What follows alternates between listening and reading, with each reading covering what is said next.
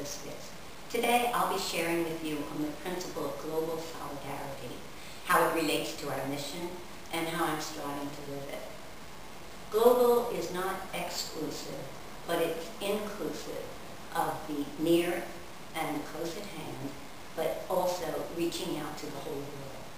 And solidarity, as John Paul II defined it, is a firm and persevering determination to commit oneself to the common good, to the good of all and each individual, because we are all really responsible for it. That is saying that solidarity is not just an act of compassion or an emotional feeling of distress at a crisis situation, but it is our whole way of living, how we use our resources. It involves how we participate in political and economic decisions, how informed we are about the industrialized nations and their system, how it perpetuates poverty in developing countries. And in that sense, solidarity includes outrage and continued action against the exploitation of others, our neighbors throughout the world, who ought to be sharers with us of the goods of the earth. And as the teaching says, because we all have equally been invited by God to the banquet of life. And those words relate to our mission, to the gospel, that all may be one. We say we live and work so that all people may be united with God and with one another. There's no denying that we are our sisters and brothers keepers.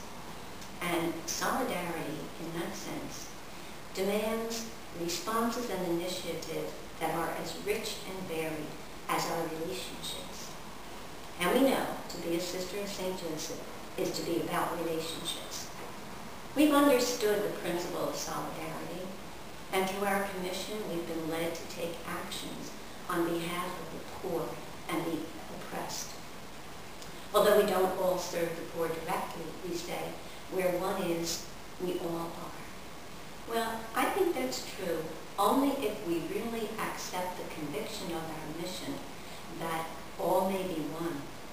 If we really believe that regardless of where we are on a mission, what we are doing, we are in union with the material and socially poor, that we make our decisions with their needs in mind, that we hold them in our heart, that we speak for and with them, and that we take action that will influence systemic change for unjust structures.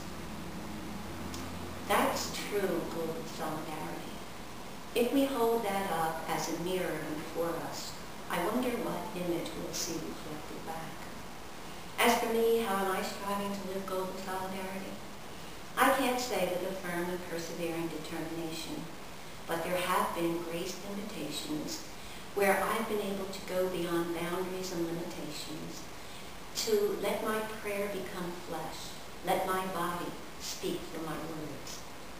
I believe this has happened by putting myself in a place where I can see and hear different perspectives.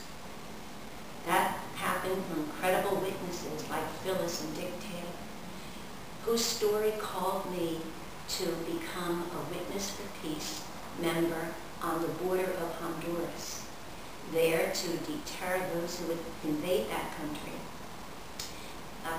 invade Nicaragua from Honduras. It was highly improbable that I would be there, yet it happened. Then when the ad came for a staff member for Hospice St. Joseph in Port-au-Prince, Haiti, I could say without hesitation, that has my name on it.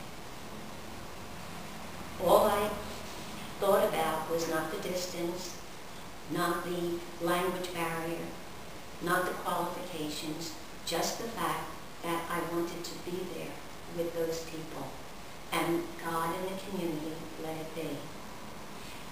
These were experiences that gave impetus to my sense of global solidarity.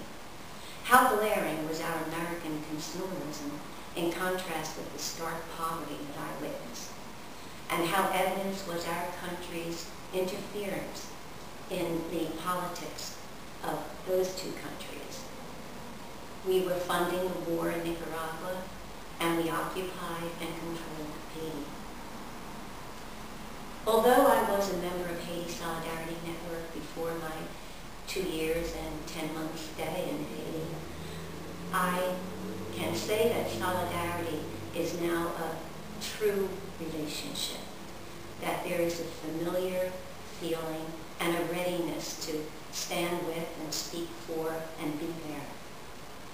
Having worked with mixed communities in Newark, my special years of living in Haiti and working now with immigrants from many different countries in our ESL program in Bayonne and also in Elizabeth, and being part of the advocates for immigrant detainees, has erased the lines that would separate us as strangers or for different cultures, and has emphasized and highlighted for me our common humanity and our basic desires. I see their never-ending struggle to fit into our society, to learn the language, and our need to march for immigrant rights and protest against detainee and deportation actions as a test of our discipleship. How far am I willing to go, and for how long? I've been helped in striving to live global solidarity by exposing myself to media like NCR America, Amnesty International, and radio programs like Democracy Now! With Amy Goodman. And these are those media that will tell the truth, they're not afraid, of how the rich exploit the poor, of how my actions affect others, and how things I use and waste are not really mine to possess.